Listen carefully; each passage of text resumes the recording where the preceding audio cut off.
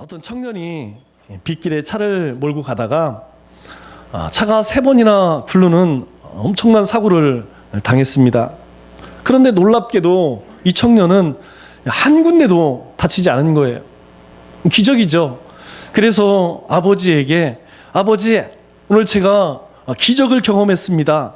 이건 분명 하나님께서 살아계시다는 증거고 하나님께서 지켜주셨기 때문에 제가 이렇게 다치지 않고 무사할 수 있었습니다. 그랬더니 아버지가 그런 이야기를 하는 거예요. 야, 아들아, 사실 나도 오늘 엄청난 기적을 경험했단다. 그랬더니 아들이, 아니 그러면 아버지도 6바퀴를 구르셨습니까? 그랬더니 아버지가, 아니 그게 아니고 나는 오늘 버스를 타고 출근할 때 무사히 회사에 도착을 했단다. 그리고 퇴근할 때에도 집에 아무런 사고 없이 돌아올 수 있었단다. 얼마나 큰 기적이니? 이렇게 이야기를 하는 거예요. 이 이야기를 들은 아들이 얼마나 어이가 없겠습니까? 우리는 그렇게 생각을 해요. 우리는 회사가 부도가 났는데 극적으로 회복이 됐거나 또는 불치병에 걸렸다가 치유되면 그것을 기적이라고 생각을 하고, 또 하나님은 정말 살아계시구나, 하나님께서는 나를 정말 사랑하시는구나, 그렇게 생각을 합니다. 하나님께서 우리로 하여금 중병에 걸리지 않게 하시고 또 오래 기다려 주시고 또 우리를 만들어 가시고 우리 인생을 잔잔하게 이끌어 끝까지 같이 가신다면 여러분, 우리는 어떻게 반응을 합니까? 정말 하나님이 살아계시구나, 하나님은 정말 좋은 분이야, 그리고 하나님이 우리를 위해서 정말 열심히 일하시는구나, 그렇게 반응하며 하나님 앞에 기뻐하시나요?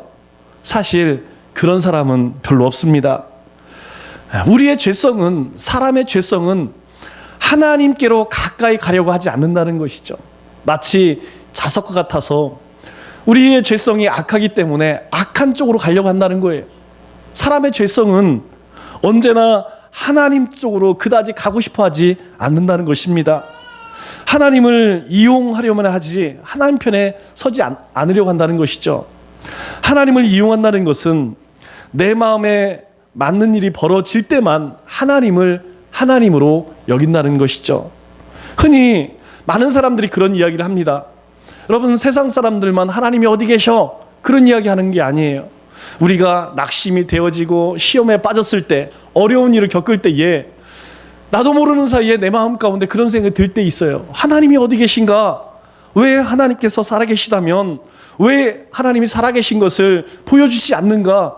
그런 이야기들을 많이 하고 우리의 마음 가운데도 그런 생각 들 때가 많이 있습니다. 그런데 곰곰이 생각해 보면 도대체 하나님을 어떻게 증명하라는 것이죠? 예를 들어서 병에 걸린 다음에 낫게 해주신다면 우리 가정 가운데 엄청난 환난이 불어닥치고 그리고 실직을 하고 어려움을 겪은 다음에 하나님께서 그것을 해결해 주시면 하나님의 살아계심이 증명되는 것일까요? 아니면 반대로 우리가 평생 중병에 걸리지 않으면 하나님이 살아계심을 증명하지 못하는 것일까요? 우리가 이 요나서를 통하여서 이 요나가 바로 그런 상황 가운데에 놓여 있는 것입니다. 하나님은 초막을 짓고 그 그늘 아래 앉은 요나를 위해서 박넝쿨을 예비하셨죠. 그런데 또 벌레도 예비하셔서 그 박넝쿨을 갉아먹게 하시고 뜨거운 동풍을 불게 하셔서 요나의 정신을 혼미하게 하셨습니다. 그때 요나의 반응이 무엇입니까? 요나는 성을 냅니다. 그리고 그렇게 행하신 하나님을 향해서 대들죠. 그때 하나님께서 요나에게 묻습니다. 요나야, 박넝쿨 때문에 내가 그렇게 성을 내는 것이 옳으냐라고 물으실 때에 요나가 하나님을 향해 뭐라고 대답합니까? 내가 죽어도 옳습니다. 내가 주님께 이렇게 성을 내는 것, 화를 내는 것, 하나님께 대드는 것, 그것이 하나님 앞에 제가 부끄럽지 않습니다. 그렇게 대답을 합니다. 하지만 여러분, 한번 곰곰이 생각을 해보세요. 이 박넝쿨은 요나가 재배한 것이 아닙니다. 그리고 원래 그 자리에 있던 것도 아니라는 것이죠. 하나님께서 요나를 위해서 자라게 하신 것입니다. 그런데 그 박넝쿨이 시드라버게로 서니 이 요나가 누굽니까? 하나님의 부름을 받은, 하나님의 보냄을 받은 선지자예요.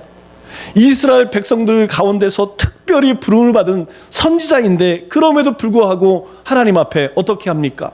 화를 내고 그리고 성을 내죠. 그러면 우리가 이쯤에서 한번 생각해 볼 문제가 있습니다. 나는 하나님의 편인가 아니면 요나의 편인가? 여러분이 한번 이 상황을 보면서 내 마음이 어느 쪽에 가 있는지, 아, 요나가 그럴 수 있어, 이런 마음이 드나요? 아니면 하나님께서 좀 심하다, 이런 마음이 드나요?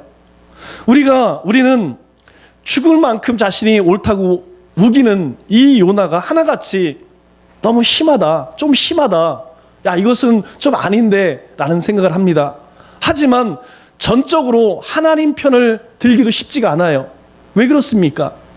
만일 우리가 이 요나의 이야기를 들으면서, 야, 요나는 참 못됐다, 요나는 참 믿음이 없다, 우리가 이렇게 생각을 하고 말을 한다면 그 원리가 그대로 나에게 적용되기 때문입니다.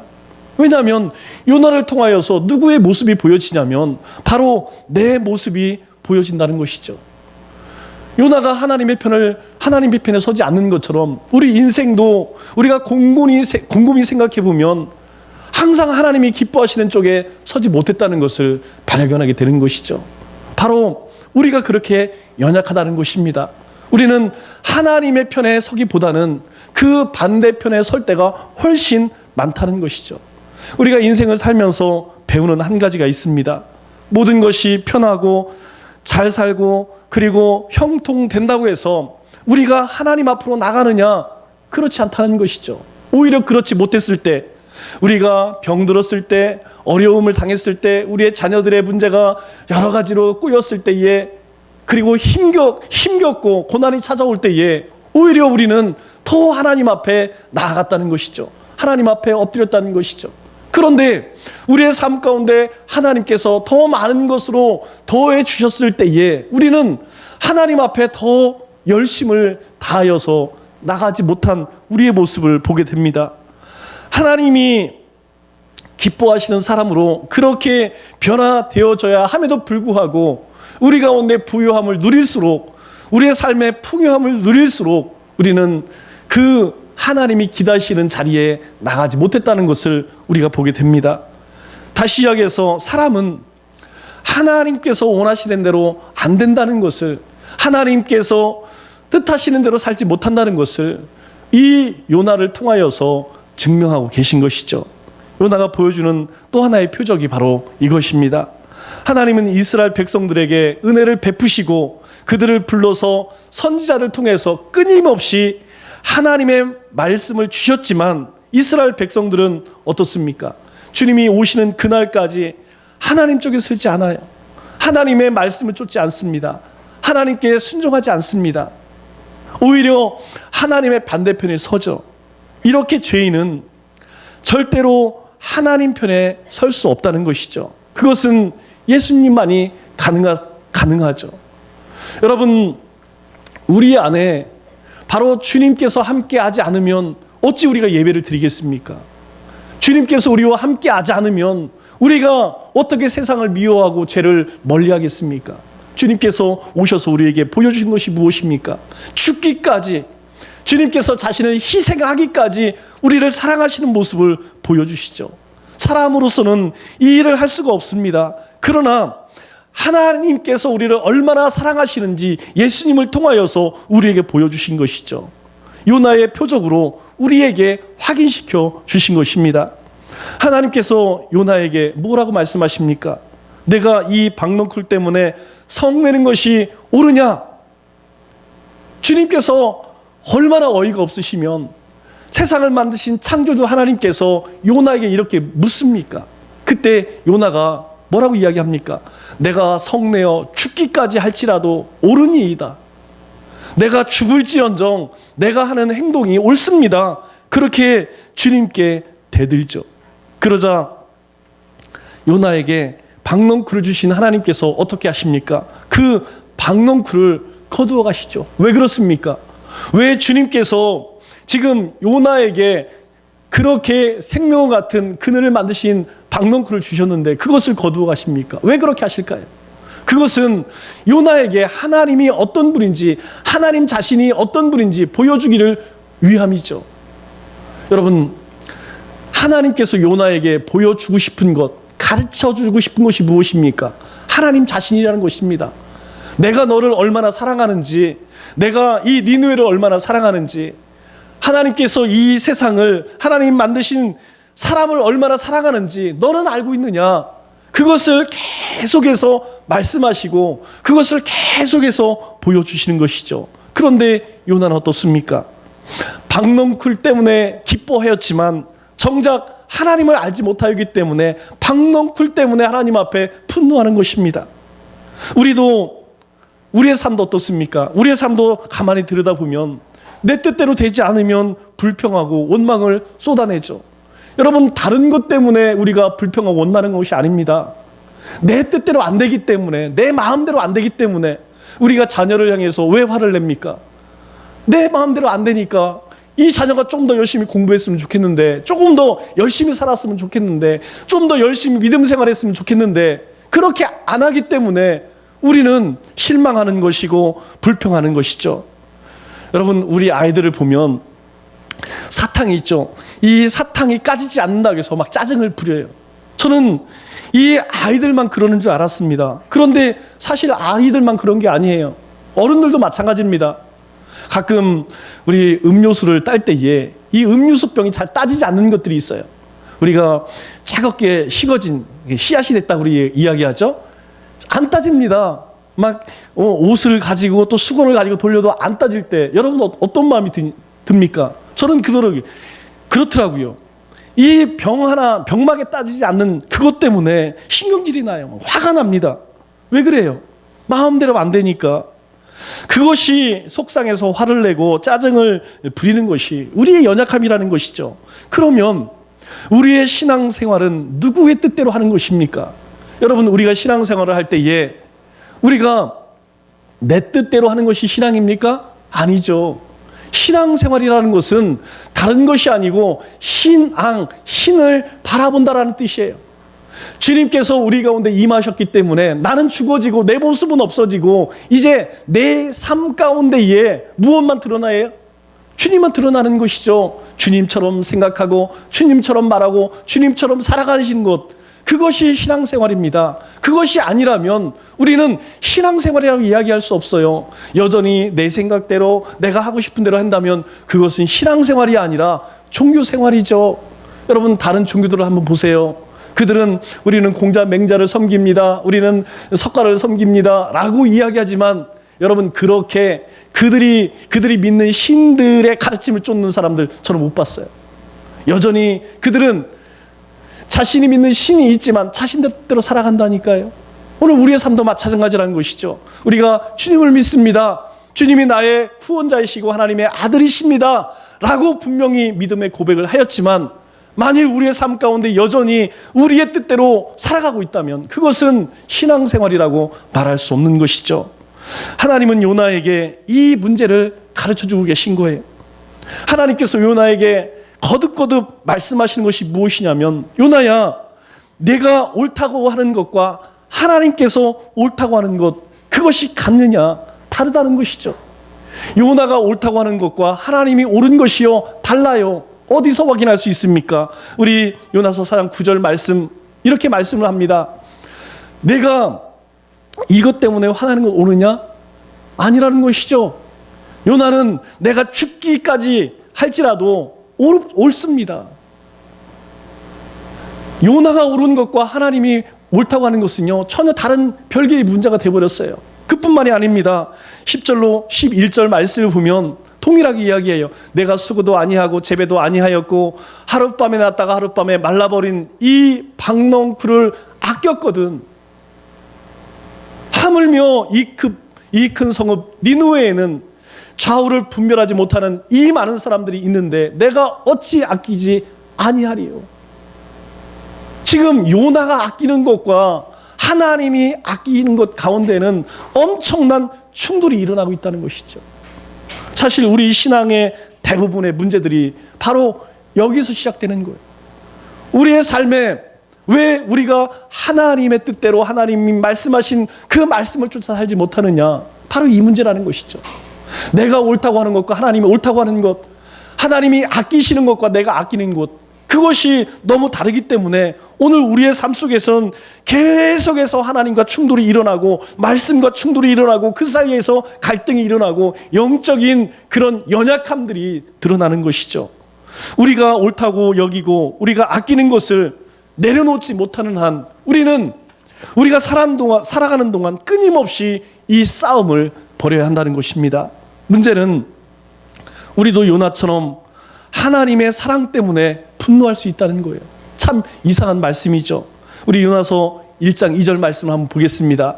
우리 1절 말씀에 이렇게 이야기합니다. 요나가 매우 싫어하고 성내며, 그 이유가 뭘까요? 2절 말씀을 보니까 여호와께 기도하여 이르되 하나님께서 니느웨를 심판하시겠다라고 말씀하셨습니다. 그런데 요나가 대충 그곳에 가서 40일 후에는 하나님이 여기를 심판할 겁니다. 사흘을 돌아야 하는데 하루밖에 도지 않았어요. 그런데 이 니느웨 사람들이 죄를 뿌리고 베옷을 입고 회개를 하는 것이었어요. 그래서 하나님께서 니느웨를 심판하시기를 거두었습니다.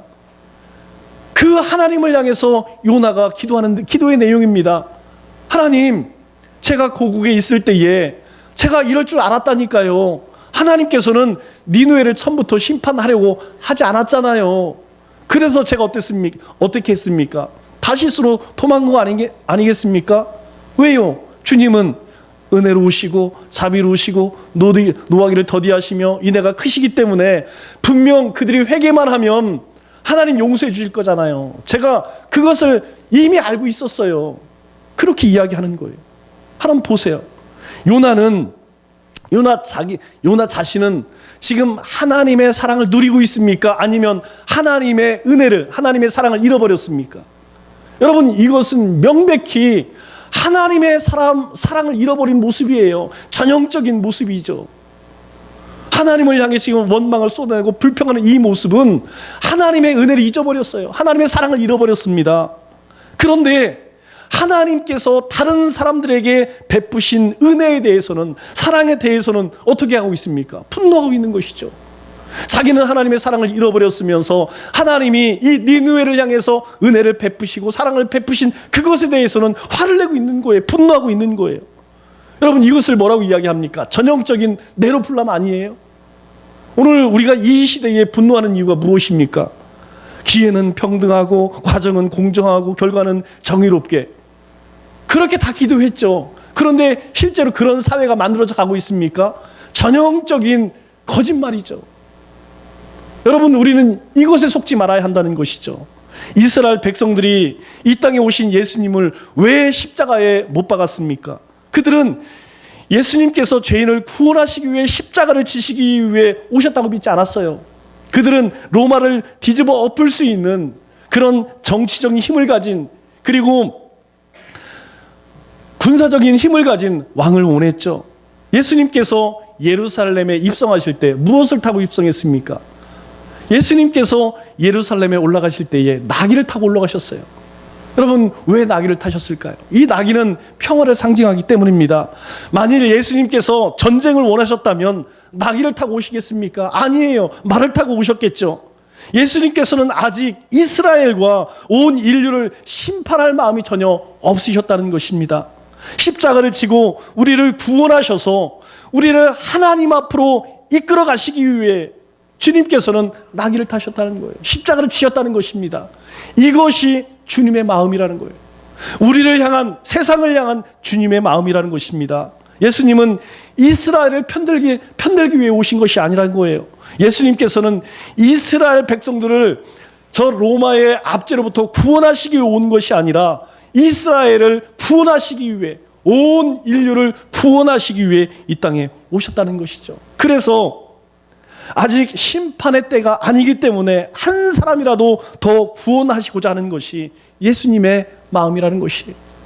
이것이 요나서를 통하여서 바로 우리에게 보여주시는 주님의 마음이라는 것입니다. 하나님의 이 자비롭고 따뜻한 마음이 여러분 우리에게 불의한 것입니까? 우리를 구원하시기 위해서 친히 사람으로 오셨고 십자가를 지시고 그리고 사망 권세를 이기신 그것이 우리를 불의케 하나요? 아니라는 것이죠. 우리의 잘못된 잣대가 자기 중심적인 신앙이 이 하나님의 은혜를, 하나님의 사랑을 왜곡시킬 수 있다는 것입니다. 하나님은 오늘도 여전히 누구와 싸우고 계십니까? 여러분, 하나님께서 세상과 싸울까요? 하나님께서 악한 마귀 사탄과 싸우실까요? 아니에요. 여러분, 하나님은 오늘도 여전히 우리와 싸우고 계십니다. 우리는 우리가 옳다고 하는 것을 가지고 하나님, 이게 옳습니다. 그러나 하나님께서는 오늘도 우리를 설득하고 계세요. 요나야, 그거 아니다. 내가 옳다고 하는 것, 그게 옳은 것이 아니고 내가 옳다고 하는 그것을 쫓아라. 내가 아끼는 것을 쫓는 것이 아니라 내가 아끼는 것을 쫓아라. 우리에게 말씀하시는 거예요. 여러분, 왜 싸움이 생깁니까? 우리가 싸움의 모습을 가만히 들여다보면 상대방의 말을 경청하지 않기 때문에 싸우는 경우가 허다하죠. 상대방이 무슨 말을 하고 싶은지 알려면 어떻게 해야 합니까? 상대방의 말을 먼저 들어야 돼요.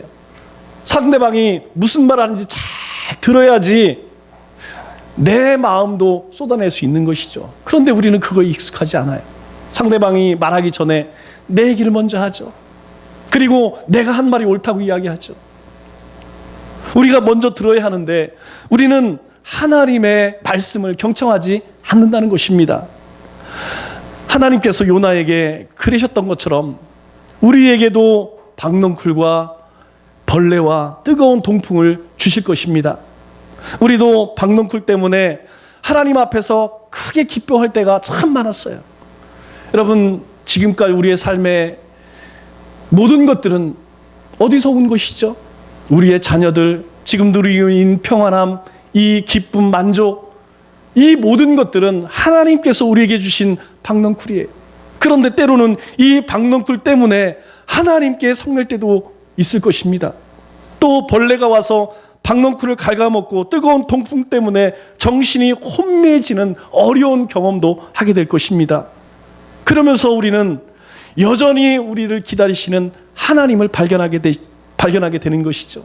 하나님께서는 우리가 죽는 날까지 우리를 하나님의 사람으로, 믿음의 사람으로 그렇게 만들어 가기를 원하신다는 것이죠. 그래서 때로는 박넝쿨도, 때로는 벌레도, 때로는 동풍도 우리에게 허락하시는 것입니다. 오늘날 우리의 신앙은 하나님을 배우고 하나님을 바라보고 하나님의 백성으로서 그렇게 살아가기 위해서 싸우는 그 싸움에서 실패했습니다. 외적인 성장과 부유함의 자랑을 앞세워서 우리는 점점점 타락해져 버렸습니다. 아니, 이제 그 사실조차 몰라요. 내가 지금 영적인 싸움을 하고 있는가? 내가 지금 하나님을 알려고 몸부림치고 있는가?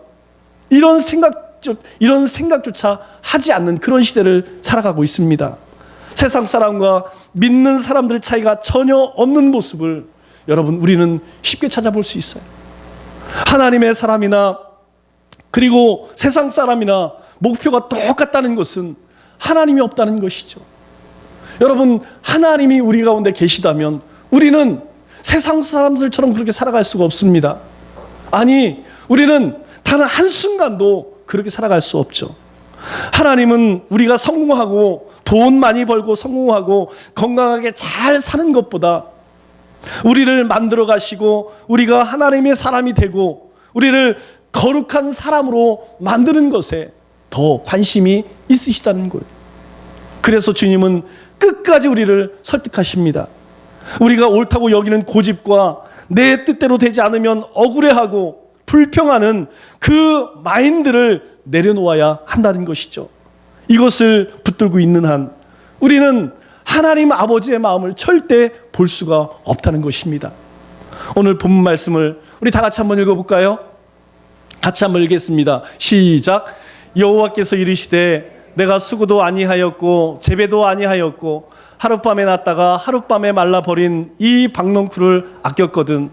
하물며 이 큰 성읍 니느웨에는 좌우를 분별하지 못하는 자가 12만여 명이요 가축도 많이 있나니 내가 어찌 아끼지 아니하겠느냐 하시니라. 말씀을 맺겠습니다. 주님의 나라가 가까워져 올수록 믿음으로 사는 것이 쉽지 않습니다. 그러므로 우리의 속사람이 얼마나 하나님과 멀어졌는지 돌아보고 하나님 앞에 겸손해야 합니다. 요나를 책망하지 않으시고 끝까지 설득하시는 그 하나님의 사랑을 의지하며 여전히 우리를 설득하시며 만들어 가시는 그 하나님을 바라보시기 바랍니다. 그리고 오직 하나님의 영광과 그 나라를 위해서 기꺼이 믿음으로 당당하게 살겠다고 고백하는 우리 믿음의 권속들 다 되시기를 주님의 이름으로 축원합니다.